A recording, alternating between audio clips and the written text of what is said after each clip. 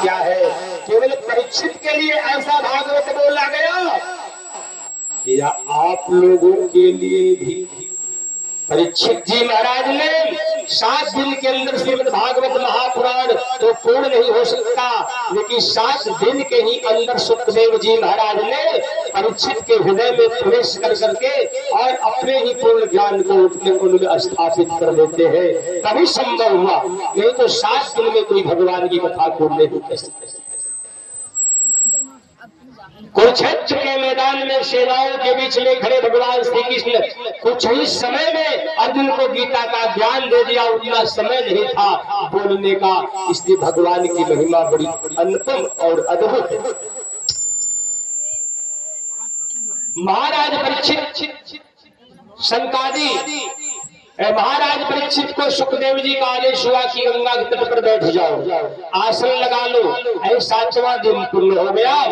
प्राण और आपान की गति को सम करके कहा जाता है प्राणे अपान समानाख्या उदानो ज्ञान एव च।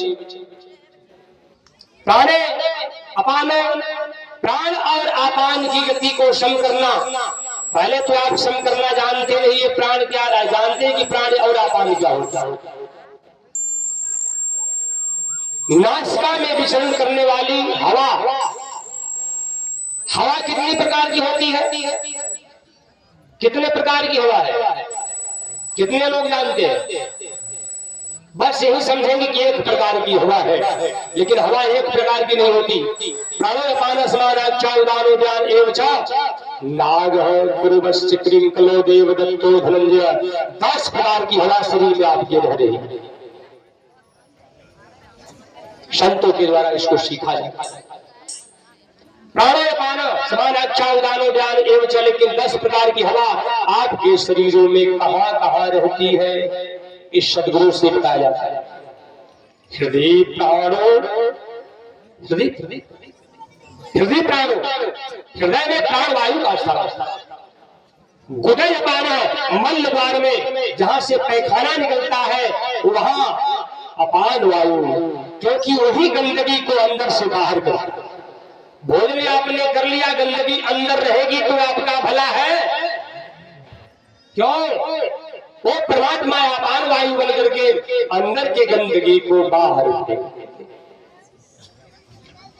हृदय प्राणो गुदे अपान समानो नाभि मंडले। आपके नाभि में, सबके नाभि में समान वायु का वास स्थान है। समानो नाभि मंडल, उड़ानो कंठ देशे, उड़ान वायु कंठ देश में रहती है। ये शब्द को बाहर फेंकती है। ये शब्द भी एक हवा है। उड़ान वायु अंदर के शब्द को बाहर फेंक देती है। उड़ानो कंठ देशे शायद ज्ञान सर्व शरीर गहन, और एक ज्ञान वायु आपके समूल शरीर में व्याप्त है। उद्गार नाग रक्षा, ये नागवायु कहाँ रहती है? उर्मिले स्मृत उद्गारे। आप भोजन करते हो तो ढकारे आता है कि नहीं? आता है। अब अच्छा, भोजन करने के बाद ढकार नहीं आए तो आपको परेशानी क्या? भोजन तत्व ज्ञान है।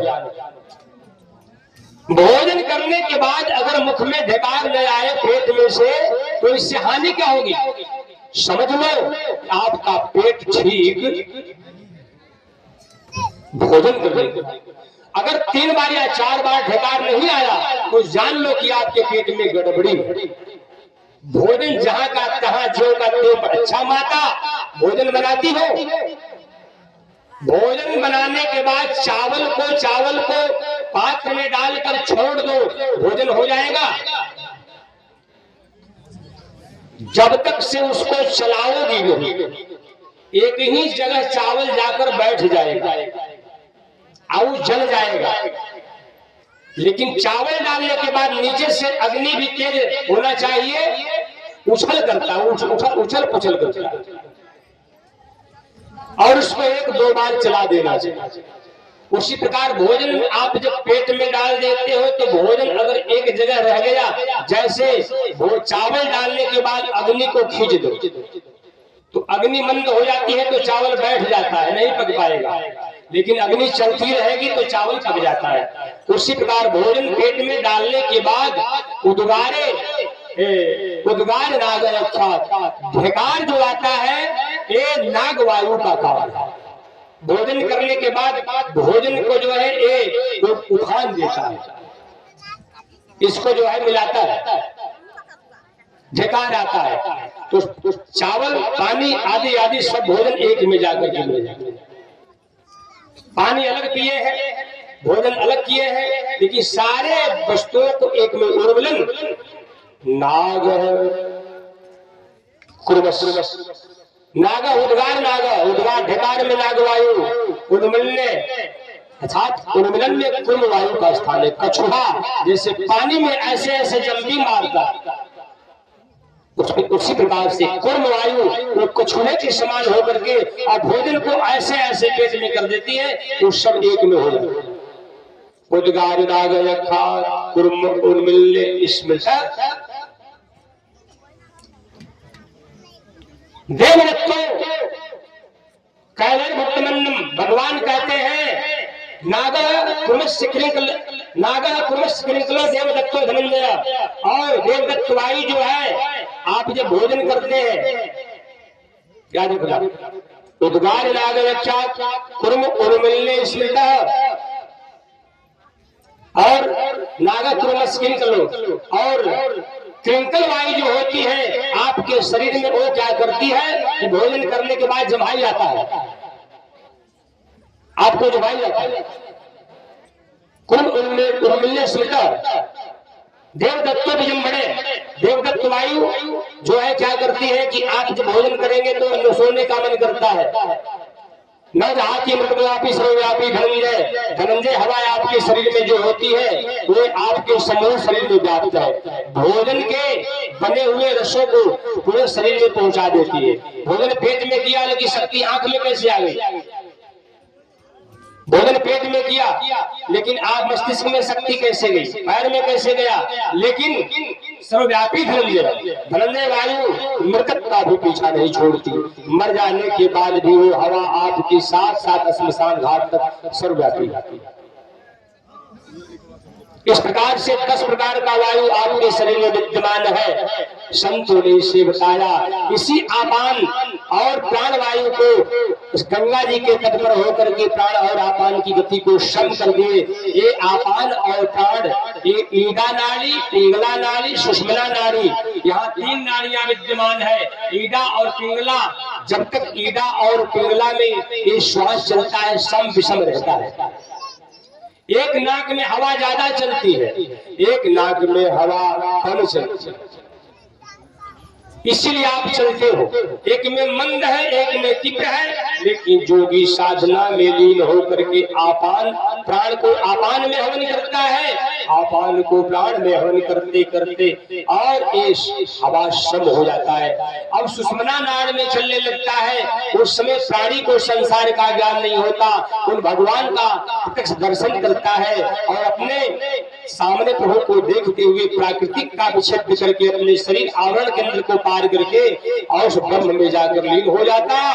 महाराज परीक्षित को ऐसा ही ज्ञान शुकदेव जी बताए। आश्रम मुद्रा में होकर के परीक्षित जी महाराज अपने असंग शास्त्र से अपने शरीर का मोह त्याग कर, राज्य गद्दी का मोह त्याग कर, स्त्री का परिवार का मोह त्याग करके और अपने आत्मा को परमात्मा से जोड़े। प्रेम से बोले श्री आनंद भगवान।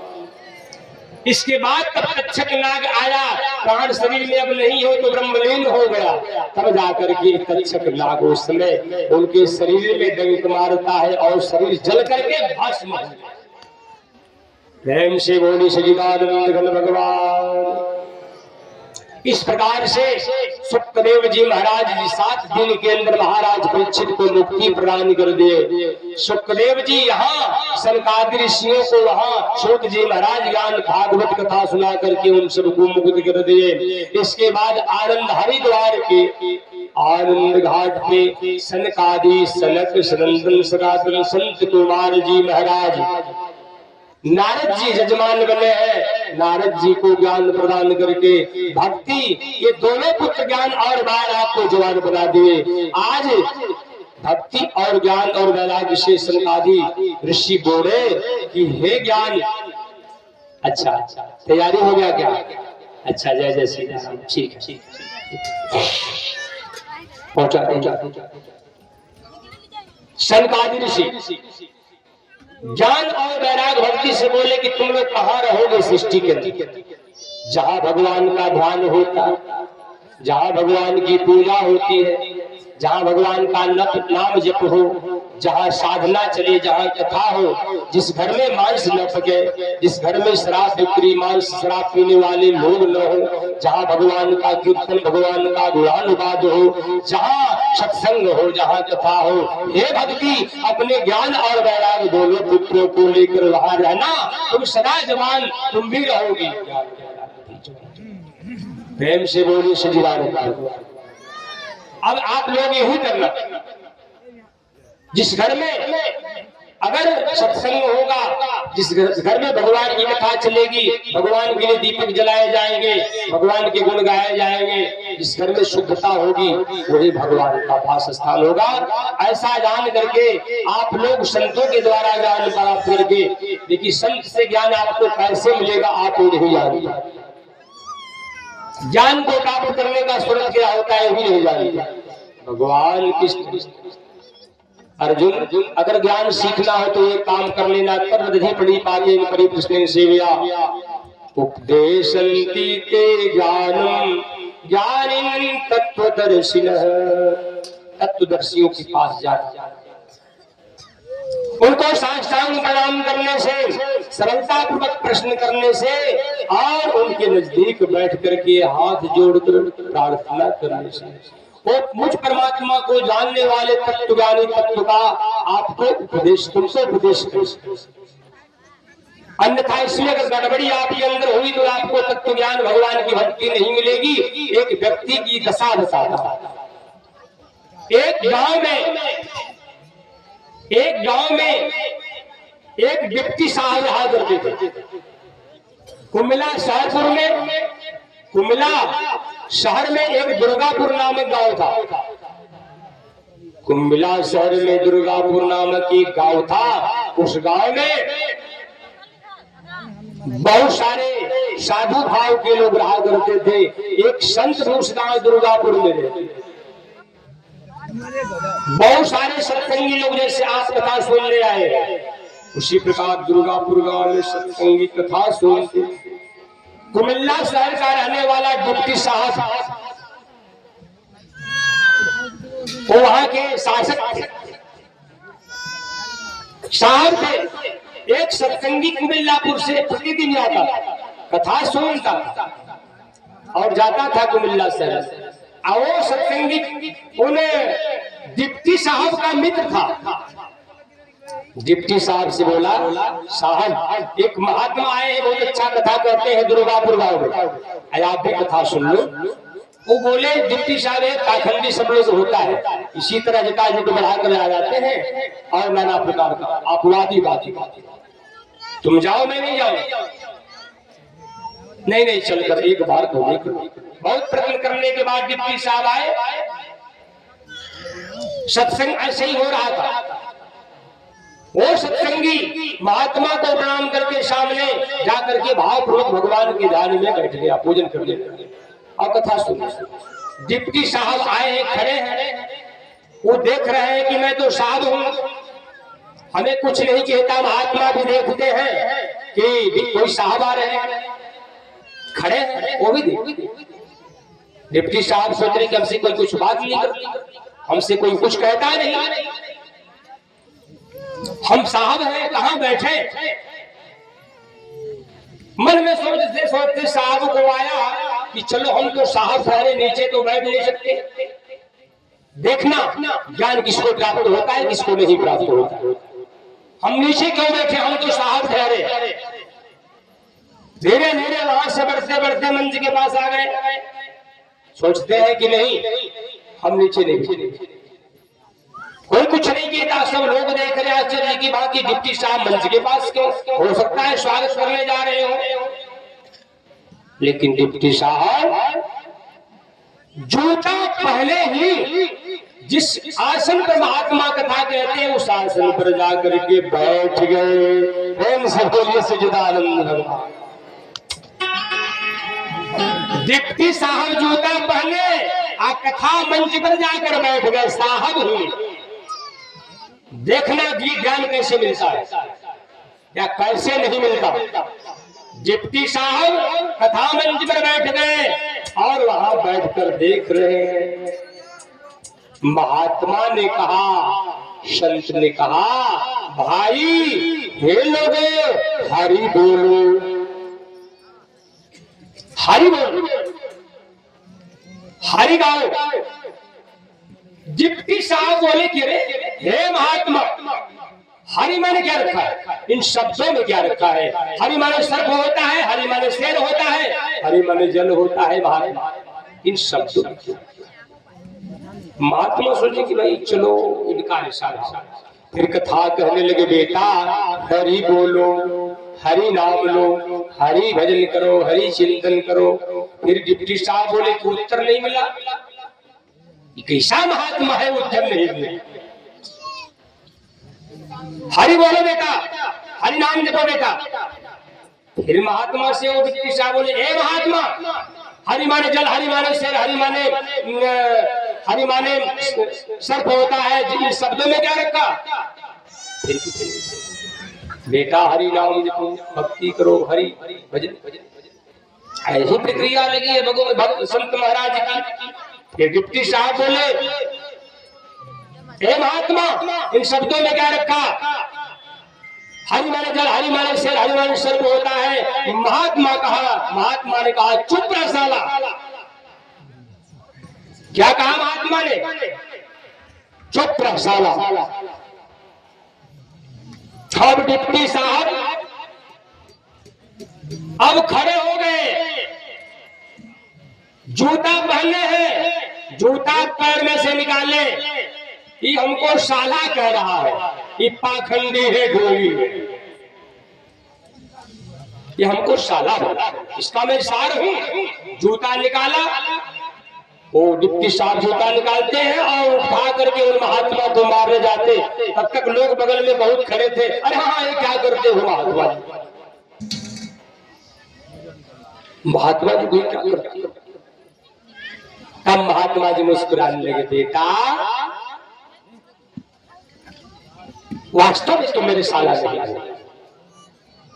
अरे जब हमारी शादी ही नहीं हुई, आजीवन में बाल ब्रह्मचारी, हमारा आज तक कोई जब शादी नहीं तो सार तेरे शब्दों का उत्तर, तेरे प्रश्न का उत्तर दिया। बेटा तूने कहा हे महात्मा शब्दों ने क्या रखा है, तो बेटा साला भी तो शब्द ही, समझ गए, साला भी तो शब्द है।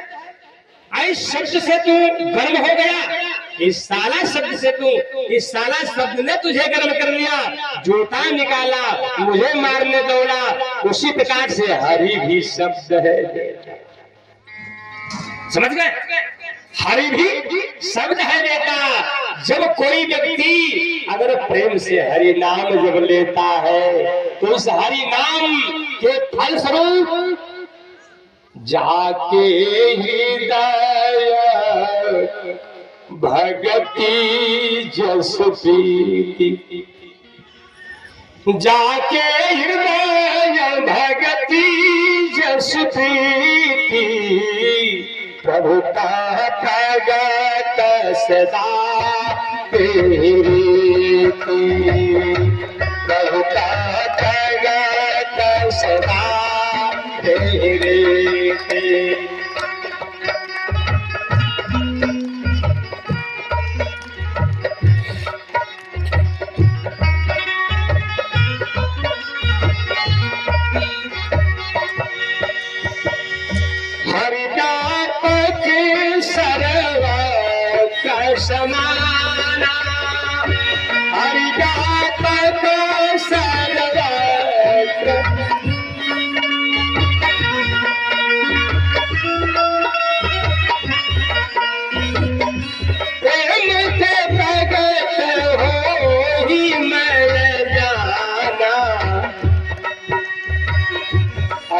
जगमगा सगरई तबिरागी, अग जगमगा सगरई तबिरागी।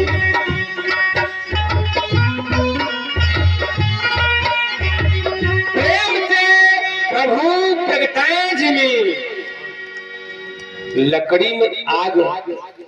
अच्छा, लकड़ी में आग होती है कि नहीं? लकड़ी में आग होती है?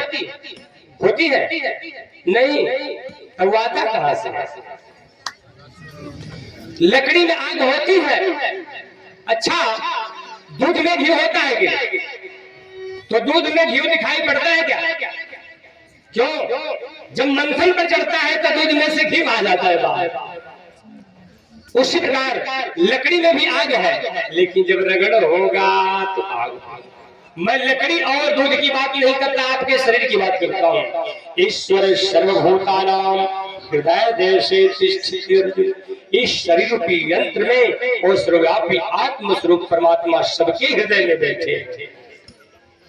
बेटा को जाना, बिटिया को जाना, माता को जाना, पिता को जाना, नौकरी को जाना, पद को जाना, प्रतिष्ठा को जाना, मित्रगणों को जाना, लेकिन हृदय में बैठे हुए अपने भगवान को जाना। क्यों? यही जानने आए हैं क्या?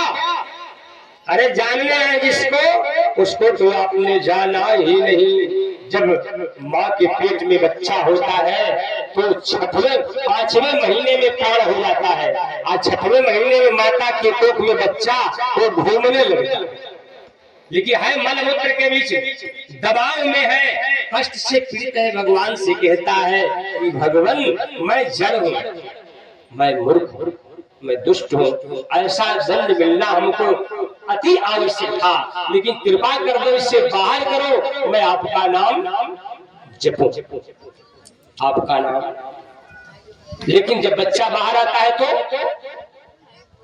अब तो दबाव है नहीं, अब तो अंधेरा है। माँ के पेट में अंधेरा था, मलमूत्र था। देखिए बाहर तो ठंडी ठंडी हवा, सूर्य का प्रकाश, कोई दबाव नहीं, कोई दुर्गंध नहीं। तो भगवान पूछते हैं कि अब नाम जपोगे? कहता है कहाँ? दुख में कहते राम राम, सुख में कहे न कोई, जो सुख में सुमिरन करे, दुख काहे को। प्रेम से बोल सच्चिदानंद भगवान। अच्छा, आपकी पत्नी अगर आपसे थोड़ा प्रतिकूल चलती हो तो भजन कैसे आप करेंगे? पत्नी आपके आदेश में नहीं, आपको गाली देती है, आपको मारती है, आपको शब्द बोलती है, ऐसी स्थिति में आप भजन सब कैसे करें? जब तक अनुकूल प्रतिकूल दोनों अगर सामने है, दोनों अनुकूल ना हो जाए तो भजन कैसे करें? अनुकूल के साथ सब लोग रहते हैं, लेकिन प्रतिकूल के साथ जो रहकर दिखाए वही साधु है। इसलिए सुकरात जी महाराज भगवान के बड़े अच्छे भक्त। सुकरात जी, उनकी पत्नी बड़ा उल्टा दिमाग, ऐसे सत्संग में उनके पति देव बार बार रहते थे, कहीं रामायण कहना, कहीं गीता कहना, कहीं कथा कहना। द्वार पर 10 लोग आकर के सत्संग की बात खोल देते। गौ को चारा डालना है तो खेत में जाना, खलिहान में जाना, तो चलो चलो। इनको काम नहीं है, कोई धंधा नहीं है, कथा कहते रहे बार बार। आज जल जाती और ऐसे ताकती हुई जाती थी बाबू। एक दिन संत महाराज सुकरात जी अपने दरवाजे पर बैठे थे, तब तक कुछ संत महात्मा आ गए और तुरंत आसन दिए, कथा भगवान की शुरू हुई, प्रश्नोत्तर शुरू हो गया। तब तक कहीं पानी लेकर जा रही थी, बोली कि देखो इसको काम है, धंधा है, बैठा हुआ है लेकर के 10 को बुला दिया है, न जाने कहाँ का लोग आ गए। कोई किसी से जब कोई कुछ कहता है तो बोलने के लिए सुकरात जी फिर भी मुस्कुराए, कुछ बोल नहीं पा रहे। बगल में नाली था, नाली में से हील उठा करके, नाली में से हील उठाई एक बैठी सुकरात की पत्नी। ऐसा काम आप लोग न करना भैया, आपके घर में भी पति देवता होंगे, ऐसा अपमान न करना। सुकरात भगत थे, भगवान के प्रेमी थे, उनकी पत्नी उल्टा दिमाग।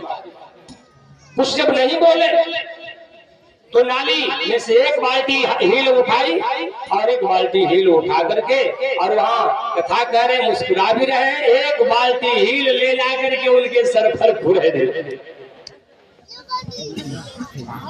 बगल में बैठे लोग साधु लोग बोले कि अरे महाराज तो आपकी औरत छुड़ैल है, एक नंबर का छुड़ैल है, ये कैसी नारी है कि आपका अपमान। शुक्राद जी नहीं, हमारे धर्म पत्नी को आप ऐसा न बोले, ये हमारी धर्म पत्नी, हमारी प्रियतमा है, हमारी प्रियतमा को ऐसे अगर आपके साथ ऐसा व्यवहार होगा माता तो आप लोग अच्छा आप लोग क्या करेंगे? आपकी पत्नी आपको गाली दे दे, आपका अपमान कर दे तो क्या कहेंगे? मारेंगे उठाकर डंडा से। नहीं, ऐसा नहीं करना। साधु लोग गाली का बदला गाली नहीं देते, है कि नहीं? और मार का बदला मार, प्रतिशोध का बदला प्रतिशोध नहीं देते। इसलिए साधु को सदा समझना चाहिए। भजन आप लोग करें लेकिन बेड़ा पार आप लोग। इसलिए आप बताते कथा वो व्यक्ति साहब महात्मा के चरणों में गिर पड़े और चरणों में गिर करके क्षमा मांगे, भगवान मैं समझ गया आप बहुत महान हैं, चरणों में गिर पड़े, अब हमें दीक्षा दीजिए, मैं आपका सेवा भजन प्रभु का सेवा। इस प्रकार से भगवान की सेवा में उसी दिन से ये ड्यूटी साहब हो गए। सबसे संगत से गुण होता है, संगत से गुण जात। आप लोग भी अगर अपना कल्याण चाहो तो सत्संगति से ही अपना जीवन देखिए। आप साथ शब्द में आप थोड़ा सा माताएं बहनें सब लोग भगवान की सेवा में कुछ अपना वस्तु अर्पण करेंगी, समय भी लगभग न होता होगा, हाँ लगाएंगे। अब एक बात बताता हूँ आपका उद्धार सरल स्वभाव। मुनि दुर्लभ हरि भगति नर पावहि बिलहि प्रयास, जो यह कथा निरंतर सुनहि मान विश्वास। जो भक्ति मुनियों को नहीं मिलती, कलयुग में बड़ा सरल उपाय है। भगवान शिव का वाक्य है, हे पार्वती जो मुनियों को भक्ति भगवान की दुर्लभ है, वो भक्ति मुनि दुर्लभ हरि भक्ति नर मनुष्य पावहि बिना प्रयास बिना परिश्रम का पा जाएगा। कैसे? जो यह कथा निरंतर, जो कथा सदा सुनेगी। भगवान की भक्ति शरीर को छोड़ने के बाद भगवान प्राप्त कर जाएगा। अंत काले क्षमामेव स्मरण मुक्त्वा कलेवरम यह प्रयाति तदंते हम शयाति प्रमाण। अंत काल में भगवान श्री कृष्ण कहते हैं जो मेरा नाम स्मरण करते हुए मेरे स्वरूप का चिंतन करते हुए शरीर का त्याग करता है, मेरे परम धाम में जाता है। लेकिन यम वापी स्मरण भाव त्यजत्यन्ते कलेवरम तम तमेव वैति पावन्ते सदा तद्भाव भाविता। लेकिन जो मनुष्य मरते समय जिस जिस वस्तु का, जिस जिस पदार्थ का, जिस जिस प्राणी का याद चिंतन करते हुए मर जाता है, वो उसी उसी वस्तु को, उसी उसी पदार्थ को, उसी उसी प्राणी को प्राप्त। अगर आप धान करते मर गए तो आप चूहा बनोगे। चूहा जिस खेत में रहता है तो कहता है मेरा खेत है। वृक्ष की चिंतन करते हुए आप जैसे किसी की निंदा कर रहे हैं, आप कोई सामने आ गया और उठ करके आपने स्वागत नहीं किया, वैसा व्यक्ति तो वृक्ष जैसे एक जगह रहता है, वो वृक्ष के जो राजर्षि भरत जो है मरते समय मृग में आसक्ति लगई, वो मृग बन गए। इसीलिए आप ऐसा करो, जिस चीज का ज्यादा अभ्यास होता है मरते समय हो जाता, राम राम बोलो, सीता राम बोलो, या अपने इष्ट इसी उसी बोलो, जिसके जो इष्ट है उसी को जपते रहो, आपका बेड़ा पार हो जाएगा। घर में मांस का प्रयोग, शराब का प्रयोग, झगड़ा, लड़ाई, कलह, व्यवधान घर में न हो, आप सुख में रहोगे। एक बात और बता, कितने लोग भूत और प्रेत से परेशान है जगत में।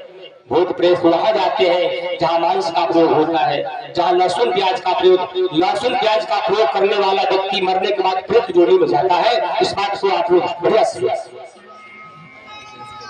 कितने लोग समझते हैं कि भाई लहसुन प्याज में क्या दोष है, ये मांस में जाता है, ये मांस का भाग होता है, ये तमोगुणी है, हृदय में क्रोध पैदा करेगा, ये हृदय में राग पैदा करेगा, आसक्ति ममता पैदा करता है, बदन में मन नहीं लेगा, मन को विचित्र कर देगा, बुद्धि भ्रष्ट हो जाएगी। इसलिए लहसुन प्याज का भी प्रयोग करने वाला व्यक्ति मरने के बाद बहुत योनि में परिणित हो जाता है। अगर ऐसा होता तो विभीषण जी रावण का भाई होने के बाद कंद और मूल फल क्यों खाते? आप साधु बन जाओ, अरे मर तो नहीं जाओगे, लहसुन प्याज छोड़ोगे तो मांस छोड़ देंगे तो मर तो नहीं जाएंगे। जीने का बहुत व्यवस्थाएं है, चावल दाल आटा दूध दही घी बहुत पदार्थ खाने वाले, वो भी भगवान कहते हैं करो शिरस्नासियत जो होशी नदासियत यत पश्चिसी कौनते तद्गुरु समर्पणम। तुम जो करते हो, जो खाते हो, जो देखते हो, जो वस्त्र पहनते हो, तत्कुछ समर्पणम, सब कुछ मुझे अर्पण कर। योगस्थ गुरु कर्माणि संगम कृत्वा धन्य सिद्धा सिद्धो समभूत्वा समर्थन योग मुक्त। भगवान कहते हैं सिद्धि में सम रहो, सिद्धि में सम रहो, दुख में सम रहो, सुख में सम रहो, हानि में सम, लाभ में सम, जय में सम, पराजय में सम, सब कुछ मुझे जानो। ऐसा व्यक्ति कर्म करते हुए भी कर्म से नहीं बचता और मेरे कर्म धाम को मिला लेना अपने जीवन को इन शब्दों से कि ये शब्द आपकी आंख से जीवन आपका ऐसा है या नहीं, नहीं है तो अभ्यास करो, भजन करो, चिंतन करो। सबसे बड़ी बात आप संतों का समागम। प्रेम से बोल सच्चिदानंद घन भगवान। ये आदेश मेरा नहीं है, ये आदेश है संतों का। संतों का सेवन निष्कपट भाव से, भगवान का सेवन निष्कपट भाव से। स्वागत न हो अब माताओं को और सज्जन दिनों को भी भगवान का स्वागत जो करना है अपना आसन पर आकर के कर सकते हैं। जय जय श्री राम।